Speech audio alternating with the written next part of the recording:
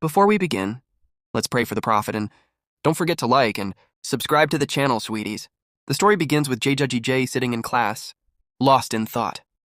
Many things are going through her mind, and she glances at Yuri and Kiefer, unsure of her feelings or who she truly wants. She's quite absent-minded. The teacher interrupts her, asking about what he was, explaining, but she can't answer at all. She says there are still questions she doesn't know the answers to.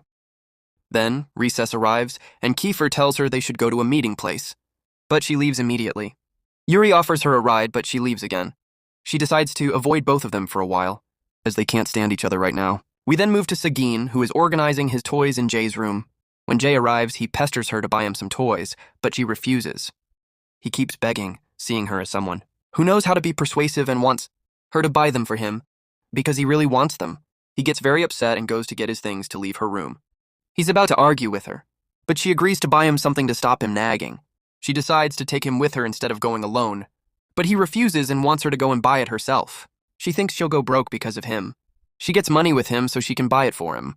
As she's leaving, she finds messages from Kaffer asking where she's going tomorrow. Yuri has the same question and thinks they're bothering her a lot. She leaves to buy the CN she wants and goes to choose exactly what he wants. Suddenly, David appears and scares her because she was already scared of him. He tells her he'll treat her, and she immediately chooses it since he'll get it for her. Suddenly, Sakine sends her a message asking for his drink, which she usually buys herself, so David gets it for her. She tells him she came to get Dells, and that he's alone right now because he's very preoccupied. He tells her it's just random thoughts. And then suddenly he messages her, wanting to know where she is. But she doesn't care because they're just friends. David finds out and thinks they're together, which shocks her.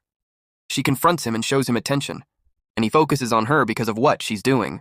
But he also notices the necklace and the ring on it. She says he gave it to her, but she can't wear it yet. She thinks he gave it to her because someone else delivered it, and she wants to know who that person is.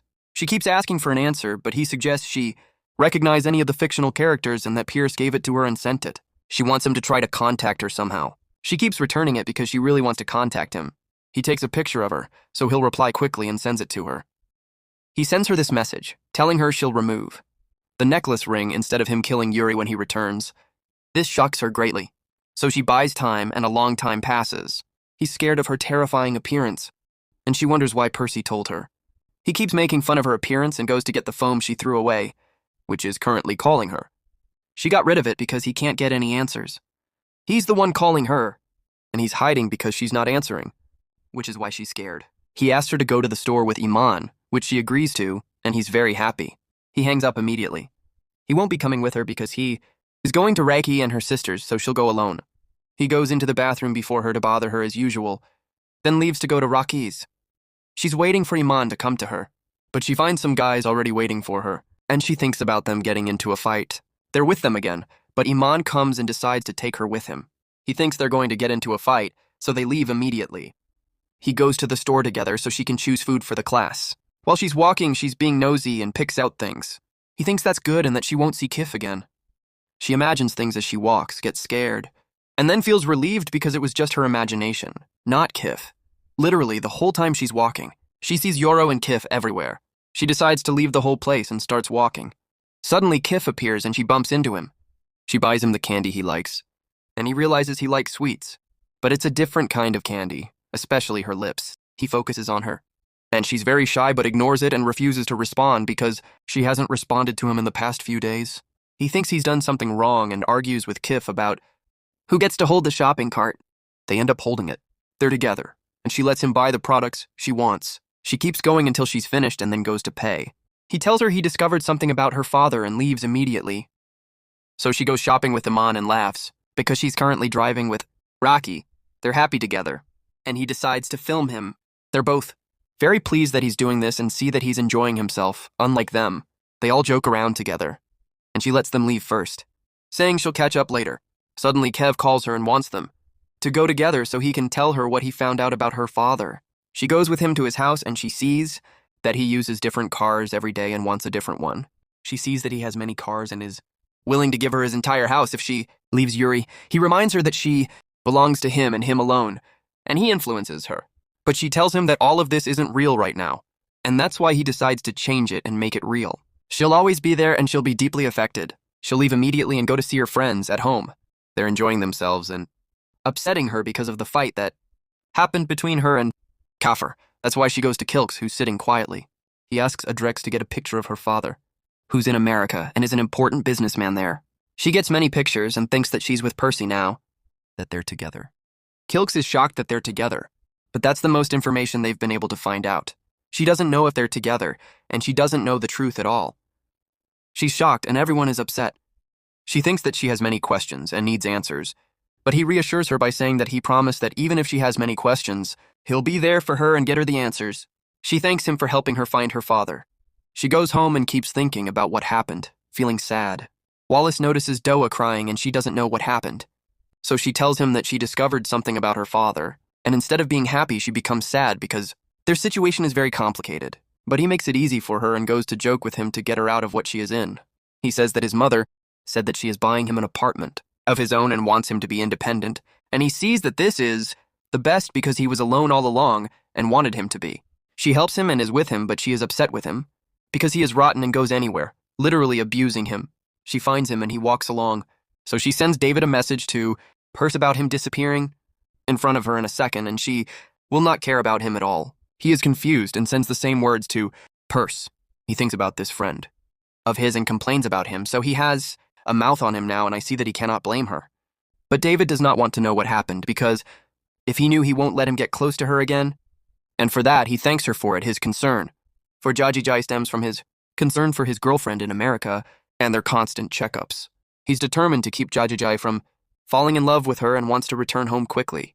He's sad, so his mother goes to get him food and refuses to let him go back to his country because he needs to focus on his health and protect him from anything bad after what happened there.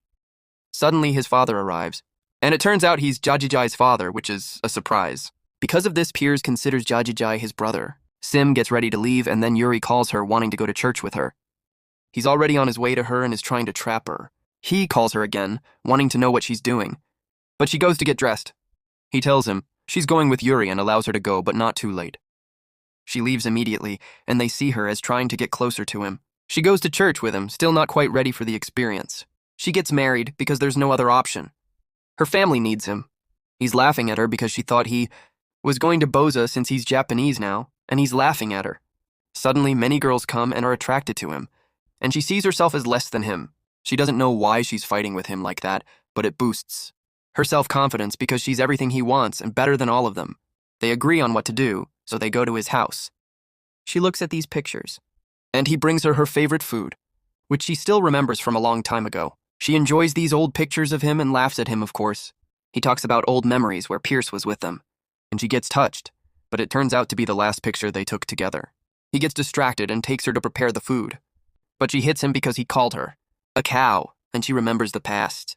He was just joking, and she says she misses being friends with him because she feels that things are complicated right now, but he goes to teach her things in Japanese words, and she is happy that she says it.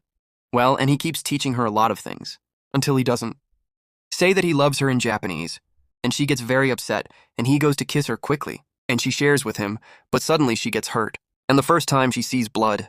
There are many things in her, and the phobia comes back to her again. He doesn't understand this, and he wants her to call Kiefer, and she keeps crying a lot. And he feels sad for her, of course, so time passes. And he goes to guide her here and check on her, and she feels sorry for him because she didn't have to say what happened. But he accepts because he's still her friend. And she said that because he knows what happened to her a long time ago, and that something wrong happens to her every time she sees blood, and she thought that this was a phobia. But it's just the matter. She started to hurt those around her, and no matter how hard she tried to think, she didn't remember this happened to her. And this happened to her in many situations, and she was unable to control herself, and Kiefer knew, and because she told him to call him and he refused. She was planning an engagement because he loved her and would remain like this forever, and she did not think too much. And she would discover this on her own with time. And he wanted her to relax, and he kissed her here. And he would be a really good person and treat her while she was blaming herself because of the chaos inside her. So he would go to drive her home. He thanks her for the day they enjoyed together, but tomorrow he will tell him that she is going with Cien, and he will say goodbye to her and walk away while she is relaxing here. But suddenly he comes to her and takes her well too, and they walk together, so he becomes upset with her and wants to know what she did with Yuri. And she says that she went to the church and cooked together, and she says all this. And he wants to know everything that happened after that. And he's very upset and uneasy. She wants to lie to him. but she keeps saying it's just a secret, and she doesn't know why she's doing this to him. She wonders why they're doing this to each other. But she says he knows her situation, so he shouldn't pressure her. He starts confronting her about whether she really loves Yuri or not, and that's why she confirms it, saying she loves him, and that's why she agreed to the engagement. Then he confronts her about their New Year's Eve kiss, which has surfaced now, and asks what he means to her. He pressures her until she yells at him, telling him she's not sure about what's happening, but the right thing to do is to be with Yuri for the sake of the engagement, and she can't bear to hurt anyone else because of it, even if he's on her mind. That's why he goes and cries, telling her that he was the one who worried about her and everything. Unlike Yuri, he doesn't understand what's going on and how she sees him as weak because he was raised without a mother, and his father abandoned him. His sisters are alone, and she doesn't want to leave him at all because he truly loves her. That is why she hugs him and they both cry. He says that they won't let anything happen, even if they have to choose Yuri, but he doesn't want anyone else. He confesses his love to her, and she says that what he said wasn't a question, but she knew the answer. She says that she loves him too and hugs him constantly. They both cry together and she comforts him. They focus on each other. She has already chosen Kev, so what will Yuri's situation be? That's what I'll find out in the next part. Follow us, and you'll find the link to the new Turkish channel in the comments. So subscribe, sweeties, and follow us and subscribe to the channel so you can get the next part and find out what happens with Kev and Yuri.